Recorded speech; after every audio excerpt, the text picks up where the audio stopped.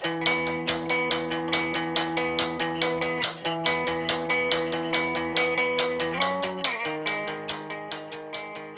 le classement des pelouses, on est numéro 1, tout simplement je pense parce que sur la durée du championnat, voilà, toutes les équipes qui viennent ici elles se rendent compte que c'est une pelouse qui est hyper plate, qu'elle n'est pas abîmée tout l'hiver, tout l'été même, elle n'est pas trop sèche, elle est vraiment comme il faut.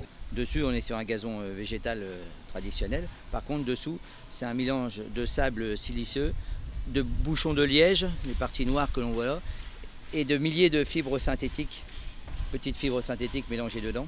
C'était une nouveauté qui nous a intéressés, donc on a vu avec le propriétaire du stade si on pouvait innover et prendre le risque d'utiliser ce nouveau procédé. Avec les milliers de fibres qu'il y a dedans, on n'a pas besoin d'un très gros enracinement pour que ça tienne en surface.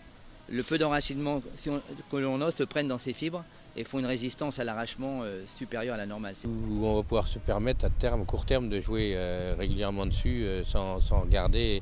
On ne va pas jouer parce qu'on va les esquinter, on va pouvoir faire jouer la réserve, on va pouvoir faire jouer les deux équipes dessus, pouvoir jouer toutes les semaines. Le gazon, il y a quelques arrachements en surface, mais il n'y a pas de marque en profondeur. C'est le top, c'est vraiment l'idéal parce qu'il n'y a pas de faux rebond, peu importe le temps qu'il fait à l'extérieur, elle est toujours en bon état. On en a eu la preuve l'année dernière contre Bastia, où il est tombé 40 mm d'eau pendant le match, et où le synthétique était à blanc d'eau, les terrains d'entraînement à moitié inondés, et lui, il n'y avait pas une goutte d'eau dessus. On se rend compte quand on va dans les autres stades que c'est pas forcément l'idéal, soit elle est très abîmée, soit il y a des endroits où il n'y a pas de pelouse, il n'y a que de la terre, soit un peu trop dur à l'été. Enfin, c'est vrai que c'est pas forcément évident, alors qu'avec une pelouse comme ça, on n'est jamais surpris. Il n'y a même pas besoin d'aller regarder la pelouse avant les matchs, on sait déjà comment elle est.